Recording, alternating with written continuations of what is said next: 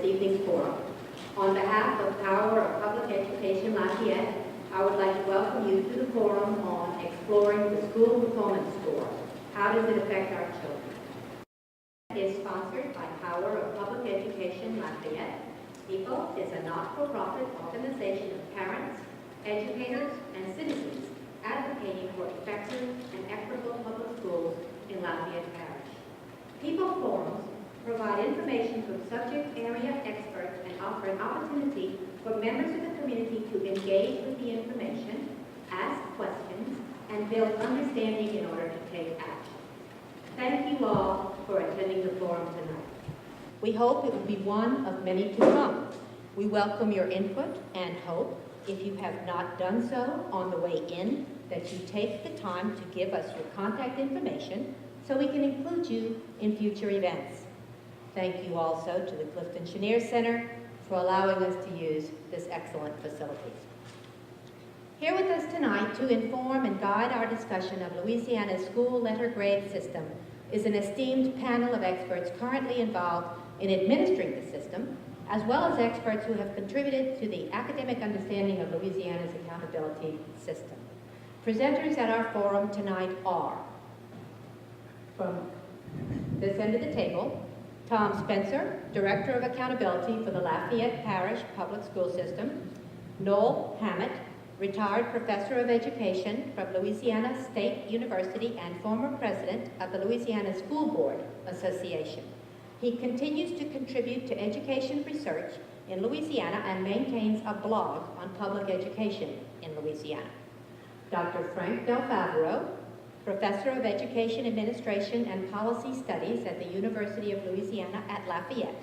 He has made important contributions to education scholarship in the areas of measurement and assessment. Finally, Dr. Patrice Pujol, Superintendent of Ascension Parish Schools and the former President of the Louisiana Association of School Superintendents. She currently serves as a member of the State Accountability Commission. We thank you, panelists, for giving your time tonight to address people's goal of increasing citizen understanding of major education policy issues. Acadiana Open Channel is taping the forum, and they will be running the program on AOC at a later date.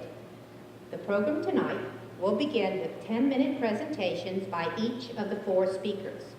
There will be time for questions after the speakers have finished their talks. Please hold your questions to the end.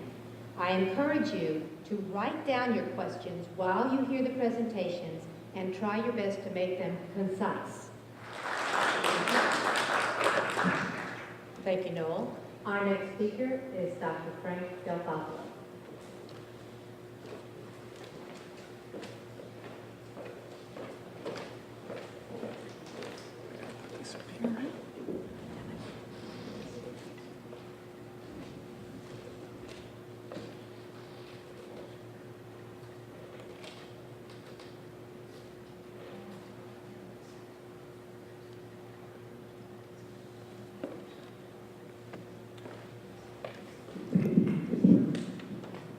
Thank you so much for inviting me. I'm pleased to come here. It seems like I have a forum every single week because these are the very topics that I teach in my graduate courses. My challenge this evening, and my graduate courses last 3 hours a session, my challenge this evening is to try to cram it all into 10 minutes into a format that everybody can understand. So wish me luck. What are we going to talk about tonight? Purpose of assessment. Why do we assess? Assessment validity. Are we assessing, are we measuring what we set out to assess? Well, the design of the ACT, I just picked on the ACT. I could have spoken about the EOC exams, the ILEAPs and the LEAPs, but I just decided to pick on the ACT. Factors that impact school performance scores. We addressed some of them, but there are more. Perception data, and that's a thing that I think is really missing in our assessment of school performance. Also, data from graduates. We don't get any information from the students that leave our schools. We need to find out how they're doing. after they leave us. Okay, purpose of assessment.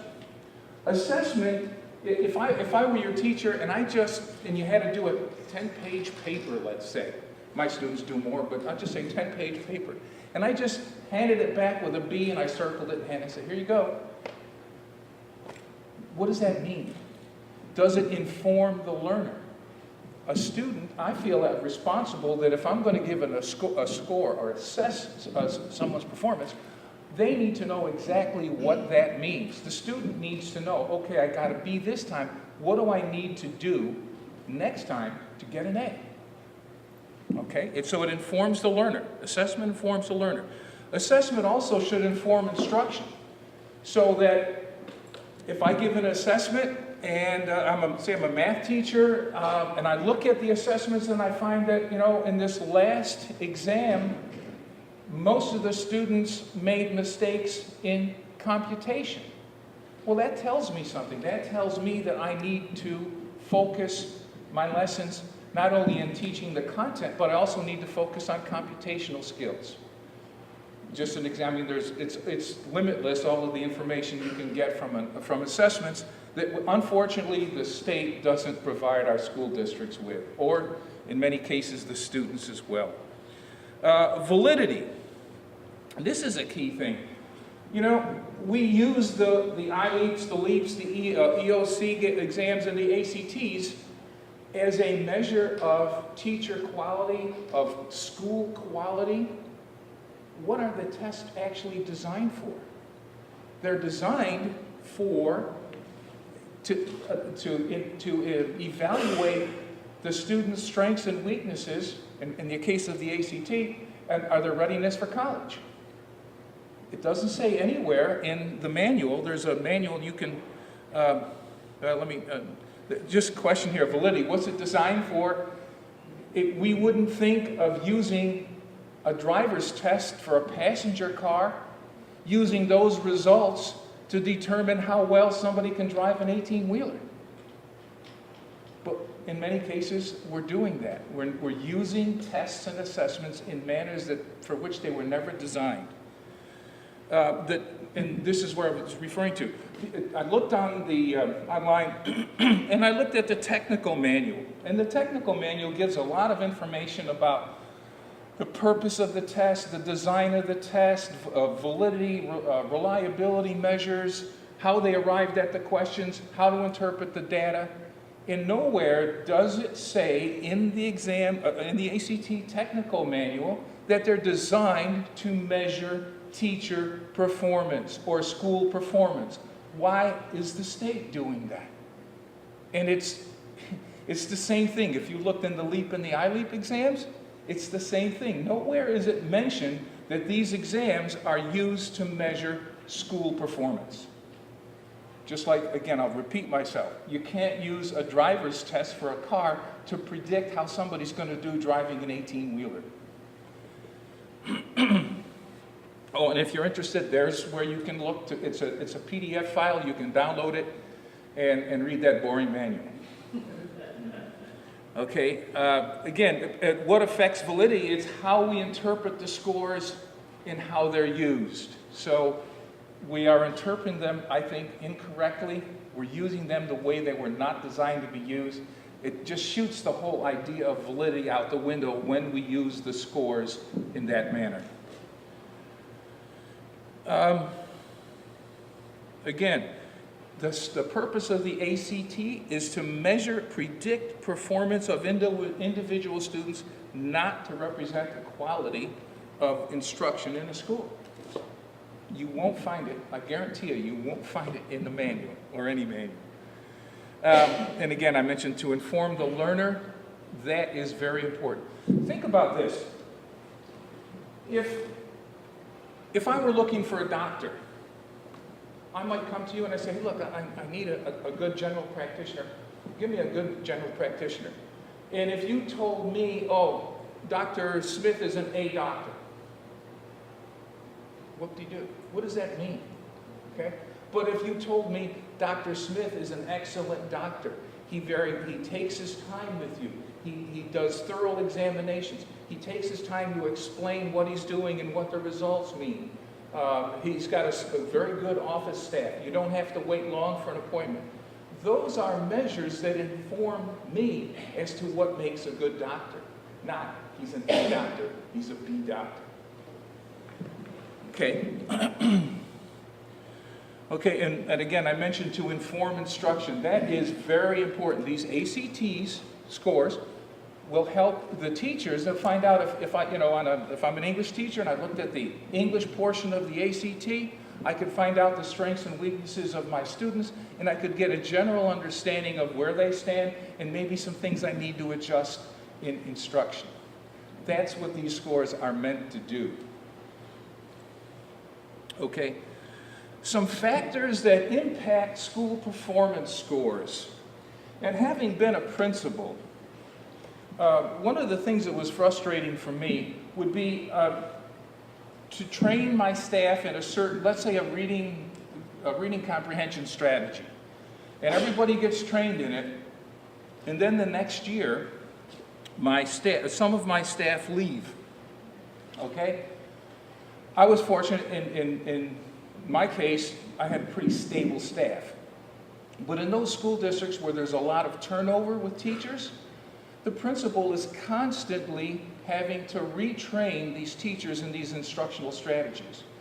And we all know, too, that the teachers, if they're there for a while, there's consistency. They get to practice and refine and shape those newly acquired skills as the years go on. So when there's a lack of stability in the population of teachers, it could cause a problem.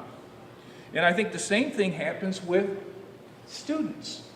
If a student is in my building, and if I'm teaching, I don't know, elementary school, and I have kids from K through 6, and they've been with me the whole time, they're used to a certain writing process or a certain problem-solving process that the kids and the teachers taught and learned and practiced throughout the whole time. But what happens? Many school districts, the kids who start the 5th grade, okay, you get so many kids, and then when you look next year, of those kids, how many are still there to start the 6th grade? Again, population stability is a critical factor that does impact school performance. You put all this work into getting things improved, but if you don't deal with the same kids and the same teachers all the time, you're not going to make the progress that you would expect to make.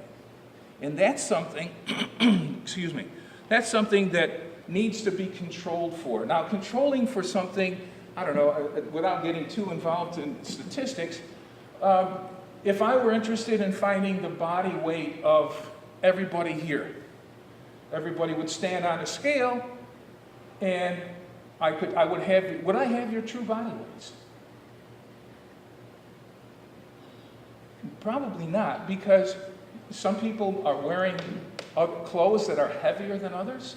Some people are wearing flip-flops, and other people are wearing heavy dress shoes, suit coats. All these factors need to be controlled for. So I need to find some way, obviously you have people take their clothes off and stand on the scale. So you're controlling for the variations to come up with a true score.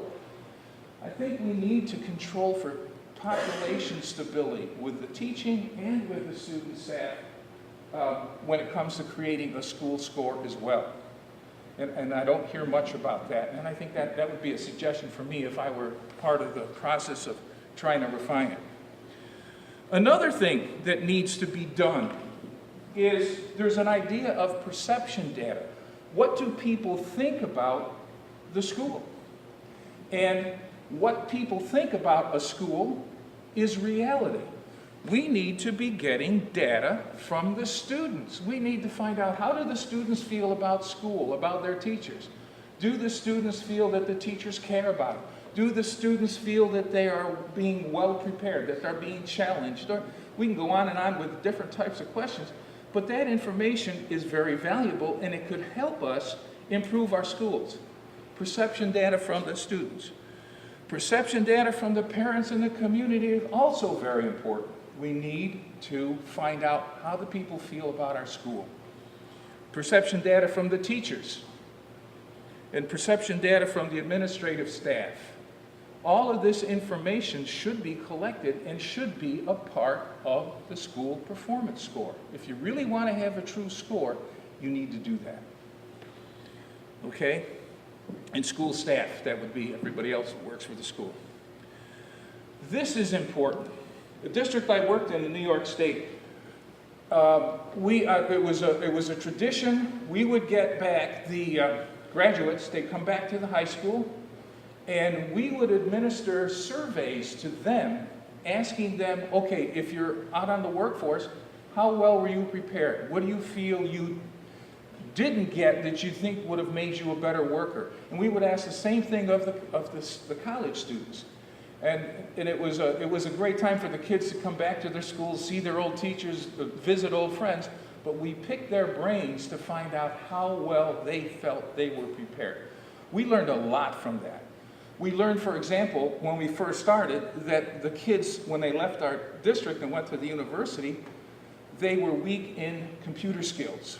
So we used that information and we had a 5-year plan, and we worked on bringing computers into the districts. Some of them felt that they were weak on writing essay questions.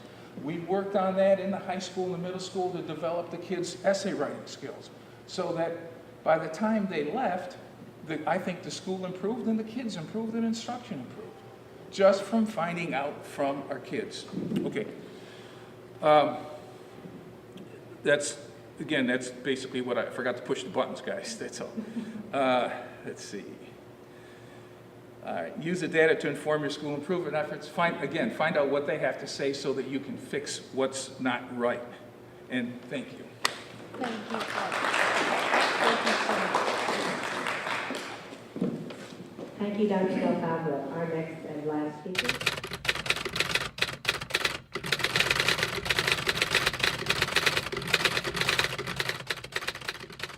The preceding program was made possible in part with production assistance provided by AOC Community Media.